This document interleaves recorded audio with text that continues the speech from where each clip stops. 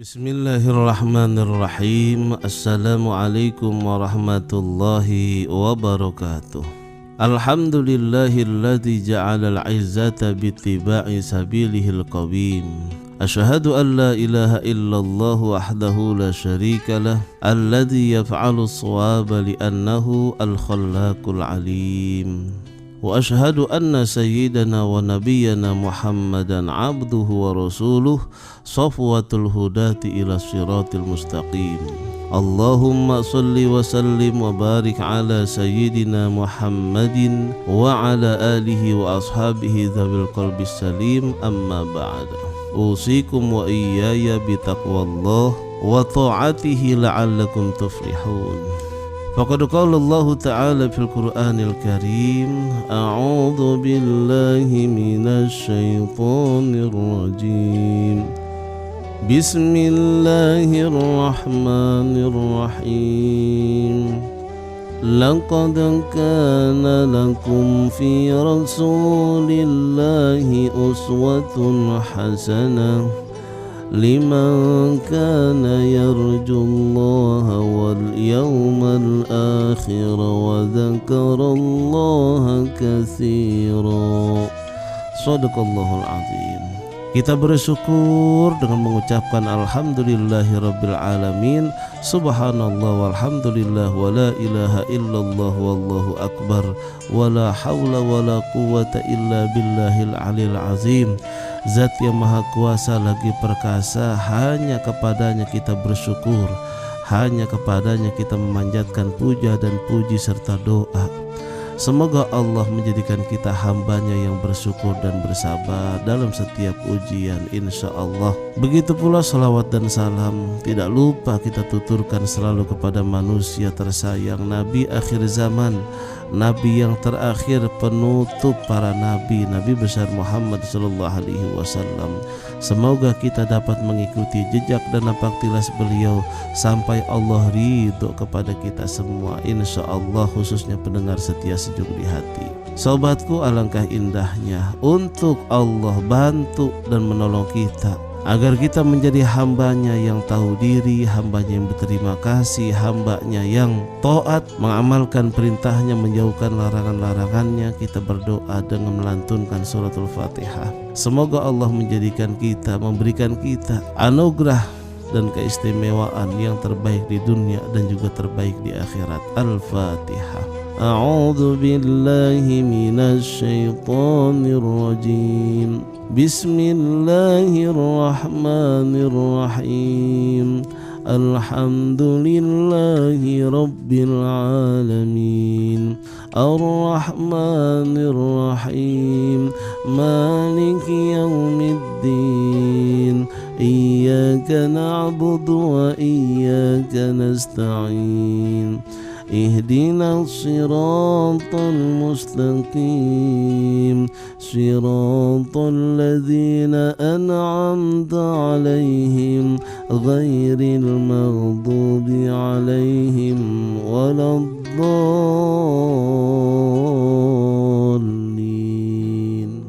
Amin ya mujibas sa'ilin. Bismillahirrahmanirrahim.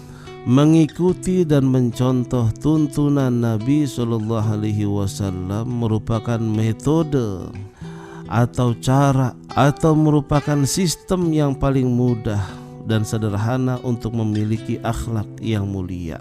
Kita pengen punya akhlak yang mulia, kita contoh kepada baginda Rasul Muhammad Sallallahu Alaihi Wasallam, yang Al-Quran merupakan gambaran nyata akan perilaku baginda Rasul Muhammad Sallallahu Alaihi Wasallam sebagai manusia terbaik dari sisi akhlak maupun penampilan fisik. Rasulullah Sallallahu Alaihi Wasallam, beliau memberi kepada orang-orang yang memboikotnya, memaafkan orang-orang yang menganiayanya, menjalin ikatan dengan orang-orang yang memutuskannya, berbuat baik kepada orang-orang yang berbuat jahat kepadanya.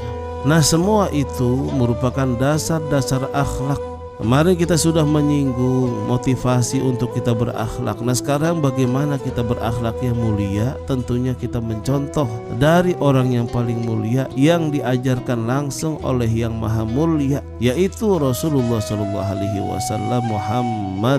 Kita harus mengikuti beliau dalam setiap tingkah lakunya, kecuali apa yang telah Allah Ta'ala khususkan baginya. Karena keistimewaan tersebut tidak dapat diberikan kepada selain beliau.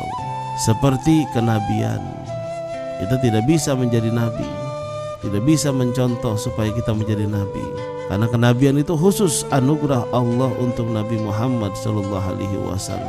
Kemudian wahyu hanya khusus diturunkan kepada para nabi dan rasul. Nikah lebih dari 4 istri itu kekhususan untuk Rasulullah SAW, karena beliau menikah bukan hanya semata-mata hawa nafsu, tetapi itu adalah wa ma yantiqu anil hawa in huwa illa wahyun yuha. Itu petunjuk atau wahyu dari Allah Subhanahu wa Ta'ala. Diharamkan menikah istri-istri beliau. Yang menikahi istri-istri beliau itu hukumnya haram setelah beliau wafat. Diharamkan memakan dari sedekah. Kalau kita mungkin boleh, karena kita kategori fakir miskin mungkin itu boleh. Tapi beliau meskipun dikategorikan fakir dan miskin, beliau mengharamkan dirinya untuk memakan sedekah. Makanya ada Salman Al-Farisi ketika beliau mencari Rasulullah SAW di kota Mekah, ada seorang pendeta yang mengatakan cari yang namanya Muhammad. Ciri-cirinya bagaimana? Muhammad kan banyak di kota Mekah.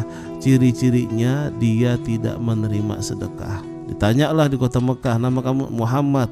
Ketika dikasih sedekah terima, itu namanya bukan Muhammad Rasulullah. Tapi ketika ditanya siapa kamu? Muhammad.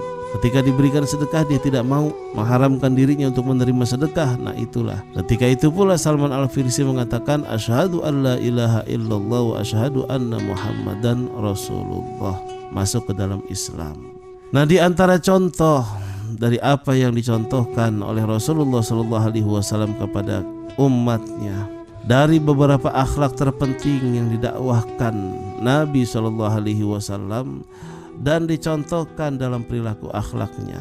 Beberapa akhlak terpenting yang didakwahkan Nabi SAW kemudian yang dicontohkan dalam perilaku akhlaknya, agar sekali lagi agar menjadi suri tauladan bagi setiap muslim dalam berakhlak dan memantapkan dirinya untuk mendapatkan akhlak mulia.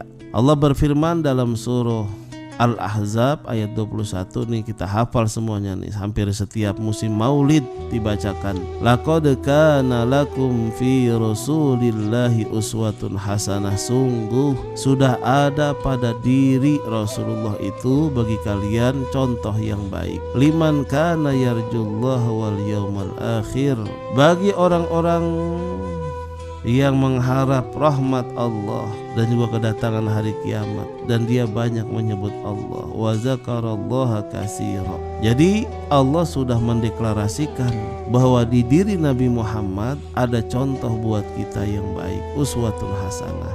Dan tentunya motivasi tersebut khusus bagi orang yang ingin mengharapkan rahmat dari Allah.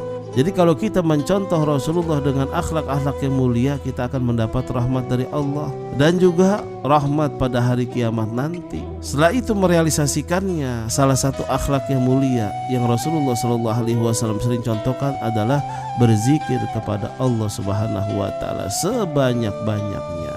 Ini di antara pemahaman sekilas ya.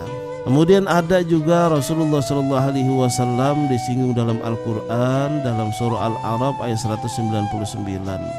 Khudhil afwa wa'mur bil 'urf wa a'rid 'anil jahilin. Jadilah engkau seorang yang pemaaf dan suruhlah orang-orang mengerjakan yang ma'ruf, serta berpalinglah daripada orang-orang yang bodoh. Wa a'rid 'anil jahilin. Al-A'raf 199.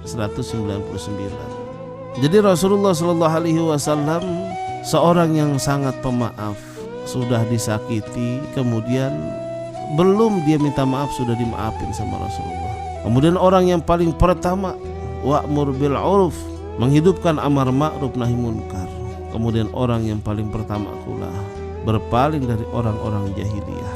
Nah sobatku, di antara keistimewaan akhlak Nabi Shallallahu Alaihi Wasallam yang selanjutnya yaitu coba kita buka surah Al-Qalam ayat 4. Surah Al-Qalam ayat 4. Dan sesungguhnya kamu benar-benar berbudi pekerti yang sangat agung. Innaka la'ala khuluqin azim wa innaka la'ala khuluqin azim. Ada juga hadis Rasulullah sallallahu alaihi wasallam dari Abdullah bin Amr radhiyallahu an, Nabi sallallahu alaihi wasallam bukanlah orang yang berkata kotor dan bukan orang yang suka berperilaku jelek. Inna min khiyarikum ahsanukum akhlaqan.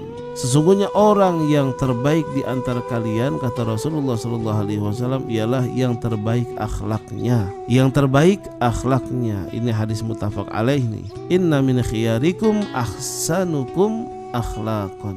Ya. Ada yang mengatakan ahsanakum akhlaqan, yang paling bagus akhlaknya. Ada dari Anas radhiyallahu an berkata, saya selama 10 tahun, Anas bin Malik ya, saya selama 10 tahun menjadi pembantu Rasulullah sallallahu alaihi wasallam. Saya tidak pernah mendengar beliau mengucapkan kepadaku kata-kata yang tidak enak di hati. Jadi selama 10 tahun itu pembantunya belum pernah mendengar kata-kata perintah, kata-kata suruh, kata-kata yang tidak mengenakan hati. Luar biasa. Dan tidak pula mengucapkan kenapa kamu berbuat ini, serta tidak mengatakan seharusnya kamu begini. Nah sobatku yang Allah sayangi, ini persaksian dari Anas radhiyallahu an. Beliau menjadi pembantu Rasulullah selama 10 tahun. Belum pernah Rasulullah menghardiknya, memakinya, ngomelinnya. Tapi kalau kita, Masya Allah, dalam sehari 10 kali ngomel kalau punya pembantu. Ngatur-ngatur mulu lagi, kamu seharusnya begini, kamu seharusnya begitu. Sementara Rasulullah sallallahu alaihi wasallam tidak pernah mengucapkan kenapa kamu seperti itu, kenapa kamu berbuat itu. Bahkan beliau tidak pernah mengatakan seharusnya kamu begini dan begitu. Gak pernah tuh ngatur-ngatur begitu. Itu luar biasanya Rasulullah. Nah kita pun harus mencontohnya. Ini diantara contoh yang baik. Nanti kita akan lanjut nih, contoh apa lagi yang baik dari baginda Rasulullah SAW sehingga kita bisa terapkan dalam kehidupan kita. Jadi kita mencontoh bagaimana Rasulullah menyikapi baik dalam keluarganya. Ya, kita bisa bayangkan kalau sama pembantunya saja sudah sangat baik, apalagi sama anggota keluarga yang lain tentunya lebih sangat baik. Ini kita harus contoh. Berangkat dari keluarga yang sakinah, mawaddah warahmah menjadi modal yang terkuat untuk membina masyarakat madani yang lebih luas, yang sampai kepada menegakkan baldatun thayyibatun wa rabbun ghafur.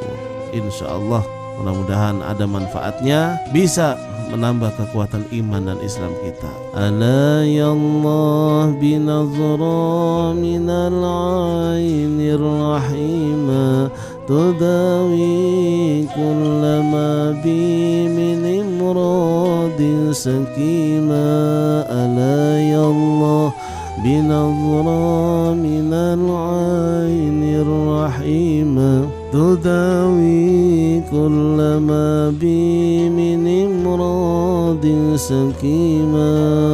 Ala yallah binazra minal ainir rahimah tudawi kullama bi min imradin sakima. La ilaha illallah, la ilaha illallah, la ilaha illallah, Muhammadur Rasulullah. La ilaha illallah, la ilaha illallah, la ilaha illallah, Muhammadur Rasulullah. Rabbana atina fid dunya hasanah wa fil akhirati hasanah wa qina azaban nar. Wa sallallahu ala sayyidina Muhammad wa ala alihi wa sahbihi wa sallam. Subhanakallahumma wa bihamdik, asyhadu an la ilaha illa anta, astaghfiruka wa atubu ilaik. Kurang lebihnya dari saya Al-Fakir Haji Muhammad Amin. Mohon maaf, hadanallahu wa iyyakum ajma'in. Wassalamualaikum warahmatullahi wabarakatuh.